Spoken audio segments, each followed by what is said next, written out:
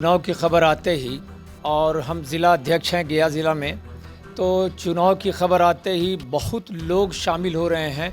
वो हिंदू बिरादरी के भी हैं, हिंदू भाई भी हमारे हुए और मुस्लिम भाई भी हमारे यहाँ आ रहे हैं कि हिंदू और मुस्लिम को डिवाइड किया जाए। डिवाइड एंड रूल ये तो अंग्रेज़ों की पॉलिसी है जो इन्होंने सीख लिया है और यही कर रहे हैं। कहीं पर मंदिर मस्जिद के नाम पर और कहीं पर ज़ात बिरादरी के नाम पर। बांग्लादेश में भी जो कुछ मंदिरों को इन लोगों ने इस्कॉन मंदिर को जो तोड़ा है, तो उसके लिए भी हम लोग ये हैं कि ऐसा नहीं होना चाहिए। किसी का धर्म स्थल है तो ऐसा नहीं होना चाहिए जिसका दबदबा बना है वहाँ पर। आरजेडी से आप लोगों का विश्वास है आज के समय में? आरजेडी चूंकि लंबे समय तक हिमायती बनी रही मुसलमानों के बिहार में। नहीं, हमें अभी तो जो है से खाली लेने का काम किया आरजेडी। अभी तो अब देने का बारी आया। देखिए, इतना दिन तो अपनों वोट लिया हम लोग से, मुस्लिम से, अब तो देने के बारी। देखिए, एक बार इमामगंज से और बेलागंज से, पूरे गया ज़िला से लोग यहाँ हर दिन आ रहे हैं और हमको लेकर के आ रहे हैं कि अख्तरुल ईमान साहब से हमें सदस्यता दिला दीजिए। नमस्कार, स्वागत है आप सभी का द बिहार टॉप में। मेरा नाम उदित तारन है। देखिए, बिहार के 4 विधानसभा सीटों पर बाई इलेक्शन है, मतलब उपचुनाव होने जा रहा है। इसमें गया की 2 सीटें हैं, इमामगंज और बेलागंज। काफ़ी कड़ा मुकाबला है। नीतीश कुमार भी इस बार काफ़ी सचेत है, कारण रुपौली में जो उपचुनाव हुआ वहां पर एक निर्दलीय प्रत्याशी शंकर सिंह जीत गए। कहा गया कि मुसलमान वोट जो है वो पूरी तरीके से शंकर सिंह के साथ चला गया। तो क्या बिहार के मुसलमान कोई विकल्प खोज रहे हैं? देखिए, इस वक्त हमारी मौजूदगी अख्तरुल ईमान के आवास पर है और यहाँ पर गया से ही कई लोग आए हैं जो आज यहाँ पर सदस्यता लिए हैं इस पार्टी में। और ये सबसे बड़ा चिंता का विषय आरजेडी के लिए भी है और साथ ही साथ नीतीश कुमार के लिए भी है। वक्फ बोर्ड का मामला भी चल रहा है। हमारे साथ गया के जिला अध्यक्ष है, पहले इनसे बात करेंगे। 2 सीटों पर उपचुनाव है, प्रत्याशी आप लोग फाइनल कर रहे हैं, उस स्टेज में है जहां आप लोग प्रत्याशी को फाइनल कर रहे हैं। कितना कड़ा मुकाबला है और अच्छा खासा वोट है। इमामगंज और बेलागंज में करीब 50-60 हज़ार के आसपास मुस्लिम वोट है। सबसे पहले तो बात यह हम बता दें कि हमारे यहाँ जो चुनाव होने जा रहा है, तो ये चुनाव की खबर आते ही और हम ज़िला अध्यक्ष हैं गया ज़िला में, तो चुनाव की खबर आते ही बहुत लोग शामिल हो रहे हैं। वो हिंदू बिरादरी के भी हैं, हिंदू भाई भी हमारे हुए और मुस्लिम भाई भी हमारे यहाँ आ रहे हैं। और सबों का ये कहना है कि हमको इस पार्टी से जोड़ दिया जाए।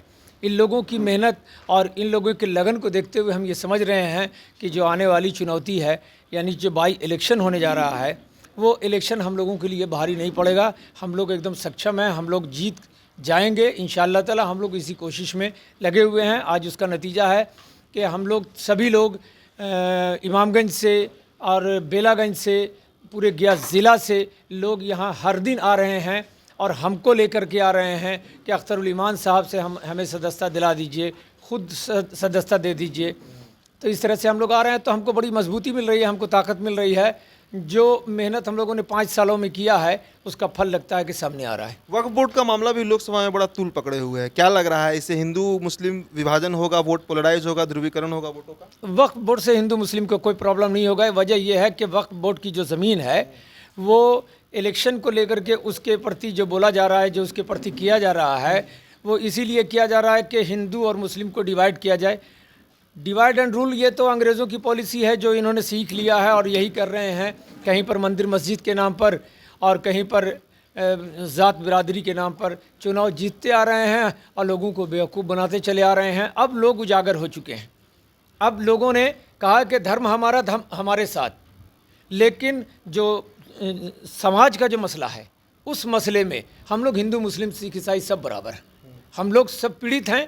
आज हमको ये वक्फ बोर्ड की तरफ से अगर आप मने पीड़ित कर रहे हैं या मंदिर मस्जिद तोड़ करके कर रहे हैं, देखिए सबसे बड़ी बात है, हम लोगों ने निंदा की है। जो बांग्लादेश में भी जो कुछ मंदिरों को इन लोगों ने इस्कॉन मंदिर को जो तोड़ा है, तो उसके लिए भी हम लोग ये हैं कि ऐसा नहीं होना चाहिए। किसी का धर्म स्थल है तो ऐसा नहीं होना चाहिए जिसका दबदबा बना है वहाँ पर।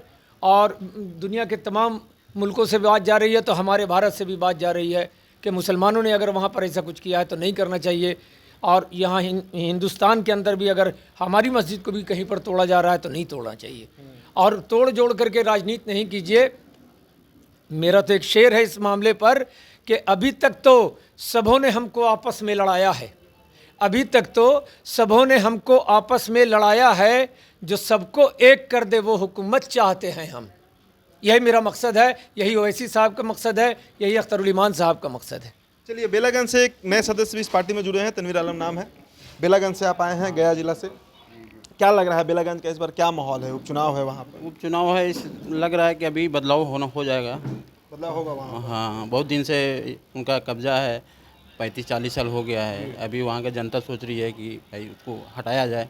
मजबूत कहा जा रहा है कि बड़ा मजबूत प्रत्याशी उतर रहे हैं। सुरेंद्र यादव के बेटे उतर सकते हैं। इमामगंज से कहा जा रहा है जीतन राम मांझी की जो बहू हैं वो उतर सकती हैं। तो AIM वहाँ पे लड़ी भी नहीं है चुनाव। कहाँ पर देख रही है पार्टी खुद को? ये यहाँ पे पार्टी भी, यहाँ पे MI भी मजबूती से लड़ेगा, वहाँ पे मजबूत है, ऐसा नहीं है। सिर्फ मुसलमान वोटों के बदौलत आप लोग उतर रहे हैं? नहीं, और भी वोट, सब तरह का वोट उनको मिलेगा MIM को। ऐसा नहीं है खाली मुसलमान ही वोट करेगा, मांझी लोग भी करेंगे। आरजेडी से आप लोगों का विश्वास है आज के समय में? आरजेडी चूंकि लंबे समय तक हिमायती बनी रही मुसलमानों के बिहार में। नहीं, हमें अभी तो जो है से खाली लेने का काम किया आरजेडी। अभी तो अब देने का बारी आया। देखिए, इतना दिन तो अपने वोट लिया हम लोग से, मुस्लिम से, अब तो देने के बारी। देखिए, एक बार चेंज होना चाहिए, बहुत दिन होना चाहिए। हाँ मगध और शाहाबाद के इलाके में कभी आपकी पार्टी लड़ी नहीं है, इसलिए एक बड़ी चुनौती है। हाँ, तो अच्छा से लड़ेगी। अच्छा से। देखिए, कई लोग हैं, आप तस्वीरों में देखिए, कई लोग हैं जो आज AIM को ज्वाइन किए हैं, पार्टी को ज्वाइन किए हैं। और साथ ही साथ जो 4 सीटों पर उपचुनाव है, चाहे तरारी की बात कीजिए, बक्सर का रामगढ़ विधानसभा सीट हो, या फिर गया जिला का इमामगंज और बेलागंज सीट हो, सभी जगहों पर कमर कसी जा चुकी है। खुद नीतीश कुमार इसको लेकर काफी कॉन्शियस है, चूंकि कहा जा रहा है कि ये सेमीफाइनल है और उसके बाद 2025 का जो विधानसभा चुनाव होगा वो फाइनल होगा। फिलहाल इस रिपोर्ट में इतना ही। बहुत बहुत शुक्रिया।